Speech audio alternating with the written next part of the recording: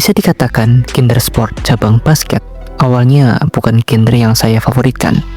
Sebab sebelumnya hanya sepak bola, satu-satunya cabang Kindersport yang saya minati. Bahkan pada saat para wibu lain menyebut Naruto dan One Piece sebagai anime yang menemani masa kecil mereka, bagi saya posisi itu dipegang oleh Kapten Tsubasa. Sementara saat wibu lain terpapar anime manga secara masif dan lebih mendalam atau terbaptis menjadi wibu gara-gara Sword Art Online, dalam kasus saya, Ariano Kishi yang notabene adalah genre sepak bola lah pelakunya. Ini menciptakan persepsi bagi saya bahwa genre sport ya sepak bola, cabang lain hanya pelengkap. Sebelum akhirnya sebuah keisengan menonton Haikyuu dan Kuroko no Basket secara bersamaan membuat saya mulai melirik cabang lain. Saat itu, alih-alih menyerah di 3-5 episode awal, saya justru keterusan menontonnya sampai tamat. Dalam kasus Kuroko no Basket sendiri, saya sampai menonton movie-nya yang bertajuk Last Game. Sejak saat itu, saya mulai menyukai cabang olahraga lain dalam kategori sport. Terkhusus untuk basket, saya akhirnya menamatkan 50 episode Akhir Nosora yang pernah tayang ongoing pada 2019 silam.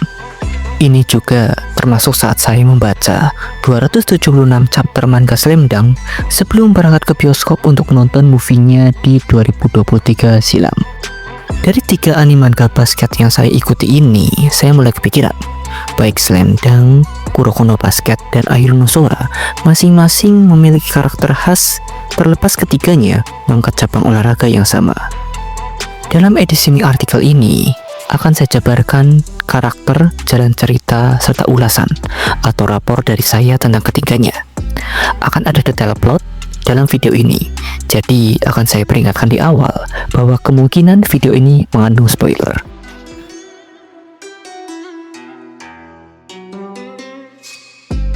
Hanamichi Sakuragi adalah seorang berandalan yang telah 50 kali ditolak oleh perempuan. Kemudian bertemu Akagi Haruko dan seketika terpikat olehnya. Haruko yang mengagumi fisik Sakuragi menyarankannya masuk tim basket SMA Sohoku. Meskipun agak enggan karena tidak memiliki pengalaman bermain basket, Sakuragi yang sudah kadung suka memutuskan untuk bergabung agar dapat membuat Haruko terkesan dan membuktikan dirinya pantas menjadi pacar Haruko. Di pihak lain, Haruko diketahui menyukai rookie basket sekaligus calon es Sohoku, Rukawa Kaede. Hal inilah yang memancing Sakuragi untuk bisa bersaing dengan Rukawa. Bersama Hisashi Mitsui, mantan MVP SMP yang cedera dan menjadi berandalan namun akhirnya tobat dan kembali ke tim basket, Ryota Miyagi yang membual ingin menjadi point guard terbaik untuk mendapatkan hati sang manajer yakni Ayako, serta kapten sekaligus kakak Haruko, Takenori Akagi yang sejak awal bermimpi untuk tampil ke panggung nasional. Kelima orang ini membentuk tim kuat dan Sohoku yang sebelumnya tidak dikenal luas berubah menjadi salah satu calon penantang terkuat. Untuk judul yang satu ini, saya tidak menonton versi anime judulnya, hanya manga dan menonton movie-nya. Jujur saja, saya sangat mengagumi art style dari Pak Inoue ini, yang dalam beberapa cuplikan belum dapat diterjemahkan dengan maksimal dalam versi gambar bergerak, terutama ketika masa awal anime ini diproduksi. Membaca Slam Dunk mengingatkan saya pada Haikyuu, baik dalam pengkarakteran, intensitas pertandingan, serta humor. Bedanya, dalam Slam Dunk, elemen rivalitas mereka cukup intens dan seimbang dengan porsi komedi. Membuat manga ini cukup ideal bagi sebuah genre sport dan mungkin standar karena tidak hanya menyajikan unsur rivalitas intens dan drama, namun komedi yang berimbang, suatu porsi yang cukup jarang untuk manga sport karena kebanyakan hanya menekankan pada satu aspek. SMP Taiko memiliki klub basket kuat dengan memiliki banyak pemain berbakat sehingga dapat mendominasi basket SMP pada masanya. 5 pemain paling berbakat di antara mereka dikenal sebagai Kiseki no Seidai atau Generation of Miracles atau generasi keajaiban. Setelah lulus SMP, masing-masing dari mereka pergi ke SMA yang berbeda untuk menantang satu sama lain demi melihat siapa yang terbaik di antaranya. Akan tetapi, terdapat sebuah rumor, yakni tentang keberadaan pemain ke-6 dari Kiseki no Seidai ini, sang bayangan yang kini menuju SMA Seirin sebagai anak kelas 1, yakni Kuroko Tetsuya. Di sekolah yang sama, datang pula Kagami Taiga, pemain berbakat yang menghabiskan masa SMP-nya di Amerika serta ingin membawa Seirin menjadi yang terbaik di Jepang dan mengalahkan seluruh anggota Kiseki no Seidai satu persatu. Bisa dikatakan, ini adalah anime basket pertama yang saya tonton, sekaligus anime yang membuat saya tertarik dengan basket dalam ranah anime manga sport. Kuroko no Basket menyajikan nuansa rivalitas yang intens, serius, namun fantastis, sehingga tidak heran seorang karakter akan melakukan apa saja demi menang, tanpa perlu dijelaskan pembenaran dari perbuatan itu jika menyimpang. Selain itu, elemen fantasi juga kental di sini, terutama di versi animenya, sehingga kita dapat melihat banyak special effect yang ditampilkan. Menonton anime ini sama seperti ketika menonton Blue Lock, minus elemen egois di dalamnya. Ini karena memang yang ditekankan dari Kuroko no Basket adalah kerjasama tim, meskipun keduanya memang memiliki nuansa idealisme yang hampir-hampir mirip. Bagi penonton yang sejak awal tidak tertarik dengan basket, Kuroko no Basket bisa menjadi pintu gerbang untuk mengenal olahraga ini.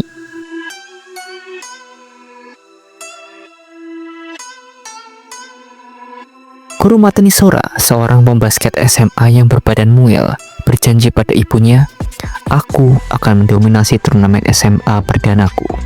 Namun, saat bergabung dengan klub basket SMA Kuzuryu, dia baru tahu bahwa klub tersebut merupakan sarang dari anak-anak berandalan. Tempat di mana segala sesuatu kecuali bermain basket dilakukan. Meski dihadapkan dalam situasi tidak ideal, dengan semangat tulus Sora untuk bermain basket, segalanya mulai berjalan. Oke, meski tidak sementereng judul-judul besar sebelumnya, Ahiru no Sora memang patut diperhitungkan. Saya hanya mengikuti serialnya dari versi anime, sehingga memang tidak terlalu banyak yang saya tahu. Namun pendapat saya tidak berubah. Ini adalah anime yang bagus secara emosional dan realistis.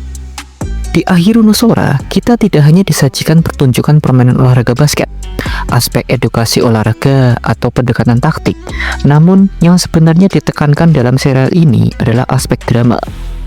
Emosional dan juga aspek drama memang cukup kental di sini. Apalagi memang bahasan yang coba diangkat dalam anime ini adalah tentang kumpulan orang-orang gagal yang ingin mengubah nasib. Karena penekanan aspek inilah membuat rivalitas tidak terlalu intens. Mereka punya pembenaran di tiap tindakan dan membuat penonton menaruh respect terhadap setiap karakter, semenyebalkan apapun dia. Dan satu lagi, selain unsur drama, Ahiru no Sora juga menyajikan hal yang realistis, di mana tim kuat pantas menang, tim lemah sekalipun tokoh utama berada di sana tetap saja kalah. Sehingga tidak heran, dari 50 episode di musim pertamanya, tim Kuzuryu, tempat tokoh utama bernaung yakni Sora, tidak pernah sekalipun menang. Jadi, baik Slam Dunk, Kuroko no Basket, dan Ahiru no Sora memiliki khas masing-masing dalam hal cerita. Slam Dunk memiliki aspek berimbang dalam hal pendekatan taktikal, intensitas pertandingan dalam cerita, dan humor, serta masih memberikan semacam harapan. Sementara Kuroko no Basket unggul dalam berbagai efek spesial, aura, dan intensitas, meski masih sedikit menyisakan ruang untuk komedi dan drama serta elemen lain. Terakhir, Ahiru no Sora, di mana dalam ulasan adalah yang realistis, emosional, dan menekankan aspek drama sebagai sajian utama. Semuanya bagi saya sudah cukup untuk menerjemahkan tentang bagaimana permainan basket itu sebenarnya. Terima kasih sudah menonton video ini hingga selesai. Jika video lain dari channel ini memberi keberanda YouTube kalian, jangan ragu untuk mengklik dan nontonnya kembali. Tombol like dan subscribe tidak tersedia tanpa alasan di sana. Silahkan tautkan tikus kalian di sana. Tak usah malu-malu meninggalkan jejak di kolom komentar, dan orang di balik channel ini sangat terbuka untuk diskusi. Akhir kata, sekian.